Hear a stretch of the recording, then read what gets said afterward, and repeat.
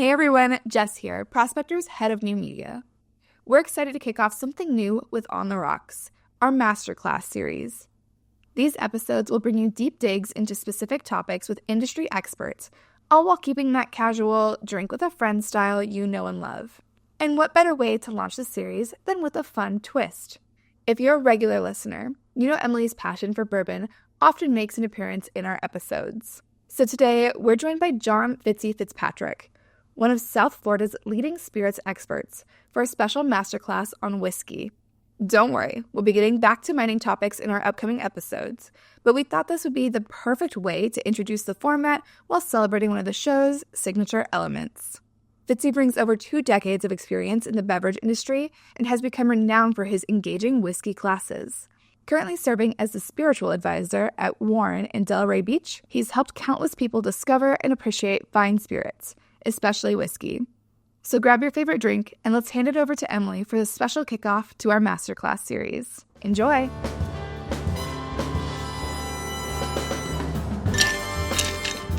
Fitzy, thank you so much for joining me today here on The Rocks. We're kicking off our masterclass series with a masterclass with you, which folks I think will be really excited about because they hear me talking about bourbon and whiskey. They hear me chatting about it with our guests on the podcast. And now we've got a no-kidding expert, a spiritual advisor, specifically. So I was really excited to meet you at Warren when I went there and had a great experience with you, kind of learning about bourbon and whiskey, of course, over a great meal first and then over a class. So really excited to have you here. Thanks. Good to talk. I never don't love talking about whiskey. So and the more people that'll listen, the better. So. Well, there are a lot of folks in the mining industry that drink it, so I think you're gonna have a good crowd listening to this one. Do you like that though? My little joke. I don't serve minors. That's right. Yeah, absolutely. I can't serve minors. Yeah. Well, so what are you drinking today, or what do you want to share? Okay, I just had lunch with Joe. What was it Tuesday? Mm-hmm. And he dropped me off. He's very generous. He never shows up empty-handed. And he gave me this is the New Year Barrel Crest Spirits. Each year they do a New Year blend. This is the 2025. Like all this stuff, it's a cask strength, so it's a hearty 112.1 proof. Love it. I love that he and his team both they do the tenths. Point one. Oh. And he's actually has 2 of the barrels that we bought at from Joe at Barrel Craft Spirits are actually hundredths. Like our cognac finish blend is 134.56. Well, that's what I'm checking because that's what I've got a barrel, one of your private release, the finished in the Malmsey Madeira bottle. Malmsey, yeah. And it's signed by Joe from the class that I did with you two. And it's 128.38 proof. I love that. I'm waiting for someone to do thousands. 120.387. That's right. But that's just they get into the nerdy. They really get into like the science of it, and so they like to get into the details. But I love that they do that. Some most blenders, most whiskey makers will just 100 proof or 110 proof. Right. Feels like no, it's 124.37. Well, we love that in the sciences, of course. We like accuracy. Yeah. Right? Yeah. Appreciate that too. Well, one of the reasons I was really excited to have you on is, I thought it would be great for our listeners to kick off this new season with a deep dive on whiskey, right? And I was wondering, could you kick it off by just telling us, like, what's the biggest misconception that people have about whiskey? I think, when people sit with me and I do the whiskey tasting experience with them, there's always 1 or 2 in the group that I don't like whiskey. I hate whiskey. And I'll say, well, hate's a strong word first. Right. Second, it's usually a product of their having either they had a really peaty, smoky scotch, or back in college they took a shot of like some high proof, really hot could be rye, something sharp and spicy, and they'll think that that's all whiskey. Yeah. Well, I think the biggest misperception is that it's, well, one, that it's kind of like it's it used to be, well, that's your grandpa's bottom shelf hooch, if you will, and it's rough, and it's, you drink whiskey to put air on your chest, and what they don't understand, and so many people that sit with me that are new to whiskey are quite amazed at how refined that, of all the spirits, vodka, gin, rum, whiskey is the most artisanal. It's the most, there is more craft and work that goes into making great whiskey pretty much than any other spirit. And I don't think, and people still have this perception of it being hooch or moonshine or whiskey or rough, when so many really talented and passionate whiskey makers go to extreme lengths with their time, with their passion, with their knowledge, mostly with their time. Whiskey takes a long time to get to where it is. You can do a 2 and a 4 years, but you see plenty of 10, 15, 20. That's a lot of investment of time. And there, this misperception that they distill their whiskey, put it in a rick house, and sit on their hands is not true. They're testing that barrel constantly, weekly, if not multiple times a week, to make sure it's picking up all the flavors from the barrel, and at the right rate, and at the right balance. So it truly is, of any spirit. Maybe like wine, so much goes into making fine wine. Whiskey was right there as far as the amount of craftsmanship and amount of knowledge and passion it takes to make a beautiful product. And it's not, and that perception is changed, and it's changed a lot over the last decade or so. Yeah, absolutely. And with that, kind of also just general awareness, right, of things like bourbon in particular. I always think, like, back when I started drinking bourbon because I couldn't drink Scotch. Like, a lot of the men in particular that I worked with in the mining industry, they all drank Scotch, and it was a little too strong for me at the time. So someone was like, "Oh, try bourbon." And I feel like back then nobody drank bourbon, and now it's like we went When was that? That would have been back in like 2009, 2010. I was You're right on the cusp of the curve where things started turning around, right around the late it's 2006, 2008. The decline kind of stopped, and we started to see a slow resurgence. And then by the teens, like 2014, 16, bourbon had just rebounded. And now we're at, it's amazing to think, with bourbon, in 275 years we've been making bourbon in America. Right now is the peak popularity worldwide, both in the States and worldwide. And we're only 25 years or so removed from the absolute bottom. Oh, that is, yeah. Where distilleries were closing, sales were down, whiskey makers were cutting prices, doing anything to move their product. And perception was, like I said, it's a bottom shelf spirit. It's rough, and it's not refined. And then here we are, just 25 years later. So 270 years, you have the valley and the peak. It's incredible. So. Well, and I guess I should back up too for our listeners. I wonder, could you kind of define what bourbon is compared to other whiskeys like Scotch or rye, and then what are the rules of bourbon? Because I was fascinated by that when you. So there's I do several classes. I do classes every month in different subjects.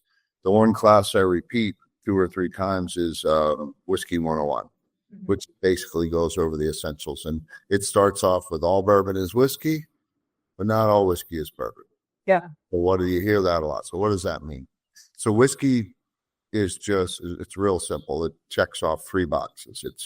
It's made from distilled from fermented grain, a spirit distilled from fermented grain. It's aged in any wood for any amount of time. It's bottled at least 80 proof.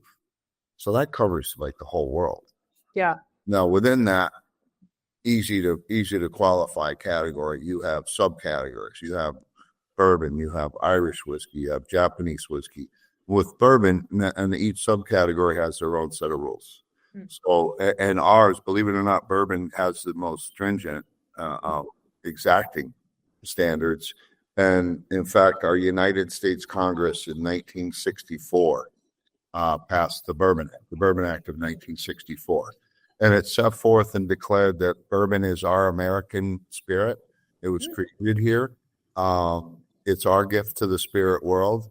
And then to be a bourbon, you must be at least 51% or more corn. So with whiskey, it could be any grain. With bourbon, it's got to be 51% or more corn. The other 49% could be any combination of grains. Must be aged in brand new, flame charred, virgin oak, American oak only. And so most of that comes from the Ozarks and Missouri, a lot from Minnesota, a lot more from the Pacific Northwest, but it's got to be American oak, brand new barrels, and it must be flame charred. And then the third major tenet would be that it must be made in the United States.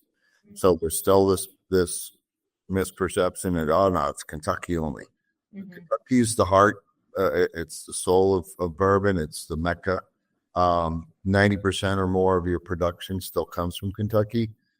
But that number's dropping because every state in the United States is producing bourbon. It's hot right now. There's, dollars in it. So you think about it. You have High West in Utah. You have Widow Jane in Brooklyn. You got Garrison Brothers over in Texas. I can name a bourbon from every state, but it must be United States. And you, yeah, Puerto Rico and Guam. Which I'm still like, I want to get a bourbon from Puerto Rico or Guam. Like, if somebody put out a bourbon from Guam, I would love to taste it. Yeah, me too. I don't know how good it would be, but and so you have the Bourbon Act in 1964. It's actually passed. That law was passed 4 days after my birthday. I was 4 days old then. Oh gosh. That was May 4th. I was born April 30th. But that's an actual law. And beyond those three tenets, there's a lot of physics and chemistry. It must be distilled no higher than 160. It must enter the barrel no higher than 125. It must be bottled at 80. There's a lot, some more technical things to the Bourbon Act. But I tell people, if you can remember the big three tenets, you understand what bourbon is. Rye must be 51% or more rye. Japanese whiskey must be made in Japan.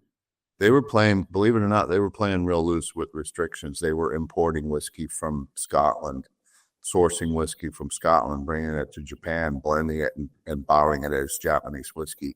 And they called out. Ireland and Scotland, both their governments have strict regulations for what their whiskey must be. So that's what distinguishes the subcategories. All have their own rules, but they all easily check off those three boxes to call themselves whiskey. Okay. So I don't know if that it's like all cardinals are birds, not all birds are cardinals. Right. Well, and how do those different processes, I know because we've got a lot of scientists, a lot of engineers that listen to the podcast. Like, how does the aging process, for example, in different barrels impact how it tastes? Like, how does that, and including like the char, like how does all that kind of come in? That's people are don't understand that well. The thing to understand is that your barrel, your oak,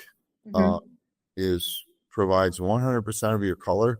2/3 of your flavor or more. Some people argue comes from that oak. When you flame char, why do they flame char the inside of the barrel? What that does, those oak staves that comprise the barrel are loaded with chemicals, and specifically in America, our American oak is loaded with vanillins, what's called, which is basically vanilla. When you flame char that, it draws that to the surface or the red line of the barrel, and there's a lot of other chemicals in there. I don't have their names handy, but there's other chemicals that kind of get ignited when you flame char, get drawn to it, and those provide heavy caramel notes and unmistakable and caramel and toffee. And so you've got these at the level, the red line we call it, where the flame char is, And then when you fill the barrel up with White Dog or White Lightning, the clear spirit, and those chemicals and vanillins and all that drops into the spirit. And so if 100% of your color and 2/3 of your flavor come from the oak barrel, half of all that comes the first 12 months that liquid is sitting in the barrel. And then the barrel continues to impart flavor year after year, but just at a much slower rate. But without that oak barrel, you're left with, if you've ever been to one, we carry Buffalo Trace. We have That's my favorite. Yeah. Buffalo Trace White Dog. Yeah. And I'll show people the bottle of White Dog. I wish it would have been a good problem. Then I show them the Buffalo Trace. Yeah. And they're amazed that this is the exact same liquid. Just this sat in an oak barrel for 6 to 8 years. And they're like, all that color, and I'll have them taste it. And when you taste the White Dog, which has little or no wood influence, tastes hot and sweet. You taste it tastes like corn, tastes like and it's a higher proof, and it's basically unrefined. The barrel refines things and adds more complexity and all those flavors that drop in from the chemicals in the wood that are brought out by the flame char. Another thing we love in mining, refining stuff, right? Putting stuff through different processes. Yeah. Well, and how about location, Fitzy? Like how does where a bourbon or a whiskey is made impact how it tastes and how it drinks? It's a lot of people. So beyond the barrel, what do you have left? You have your water source, your grains, and you have people are now really discovering how you can manipulate strains to really impact flavor. But start with the water. Kentuckians brag that theirs is the best bourbon, and one of the main reasons is all the creeks and rivers and waterways in Kentucky sit on heavy limestone deposits. And those limestone deposits, this is you love the iron. You don't want iron, and it actually adds minerals that contribute to the great flavor. So it's funny, Widow Jane, which you're familiar with in Brooklyn, New York, they source all their water. First of all, they're named after a small pocket, a small mine in the Hudson River, called the Widow Jane Mine, where there just happened to be a freakish little batch of limestone. So the owners of that, first of all, they're like, that'd be a great name for Widow Jane. And second of all, if this stuff's sitting on limestone, we want to use this water to when we start our whiskey company. And that's how it all started, because they sought after that limestone filtered water. So you got that, and then you got grains. I'll tell people, like, Pennsylvania rye does not taste slightly different from Kentucky rye. And then if you go all the way out, like the Pacific Northwest to like Oregon and Washington, you ever heard of Woodinville? No. They use Woodinville bourbon. A cool little company, although it's getting bigger. They source their grains from Willamette Valley. Okay. At least initially they did, which is Pinot Noir country. And the first time I tasted that, their rye had a really distinct flavor. Everything else was the same. The American flame charred oak, this and that, but that you could really taste the difference in the grain. So the terroir really can impact, be a big part of that other third of the flavor. But yeah, it's fascinating. You try a Woodinville rye and then try a Maryland or Pennsylvania rye, and you can really taste the difference. So the soil, the water, and then we could go talk forever about the yeast strain, but that's kind of a new wave.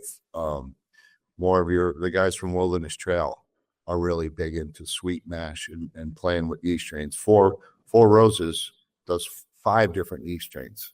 Wow. They're really geeked out on it. They really get into that. Most distilleries either source buy their yeast strain for fermentation, or they have an in-house proprietary yeast strain.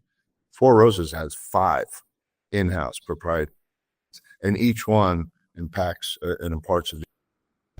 And so they combine those 5 with the 2 mash bills, one with a higher rye for a spicier note, one with a higher corn for a sweeter note, and then combine the 5 different yeast strains and come up with 10 different single barrel bourbons, all with a very distinct taste. So it's pretty fascinating, like how you can manipulate and how the grain, the terroir, the water, and the yeast can. That's your big three when you're talking outside of the barrel. What else can you do? Yeah, So, that's so cool. Well, and I wonder for folks that are listening who maybe aren't bourbon or whiskey drinkers yet, what would you consider a good gateway bourbon or whiskey? intro. Well, it's funny. We call the old fashions kind of the gateway drug into whiskey. Yeah. Once you get past that, then definitely bourbon, because bourbon with the high corn content is going to think about your grains. Your corn is sweet, your rye is spicy. Wheat tends to be smooth and easy and allow the other grains to shine. It's the Veda and malted barley. In the United States, we don't use a lot of malted barley, but when it's used at 10% or higher rate, it lends a toastiness, maltiness to the spirit. But so for beginners, you're probably looking for something with a lot of corn. Everybody loves sweet. So there's a Japanese whiskey called Nika coffee grain. There's no coffee in it. It's named after a man named Aeneas Coffee, who invented the column still, which revolutionized. But when I first tasted it, I didn't know that. I swore I tasted a coffee note, which is, I still do. But that is 95% corn, 5% barley. So it's just super easy and smooth. Basil Hayden makes a toast, which is a secondary maturation. So they put it in the second barrel, which refines it and smooths it. And that's made with 36% brown rice. And it has this creamy, easy, it's 80 proof. So it's the minimum. That's a great beginner one, or I call it entry level. Yeah. In Scotland, you were talking about how Scotch was too harsh for you. You should come to my next class. It's February 15th. And it's demystifying Scotch, understanding the 6 regions of whiskey regions of Scotland. And they're each so unique and different. And like the Lowlands, he's getting into the first time, I recommend an Alcantoshan. Those are super easy drinking. Glenfiddich 12 from Speyside is often called like the intro to Scotch. So if you want to start with Scotch, start there.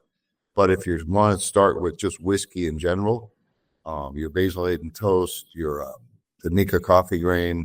There's a Kentucky bourbon called I.W. Harper, which is 15 years old. It's 86 proof. It's kind of like when I drop this on people, and if they make a face with this stuff, I'm like, I don't think I can help you. Thanks for playing.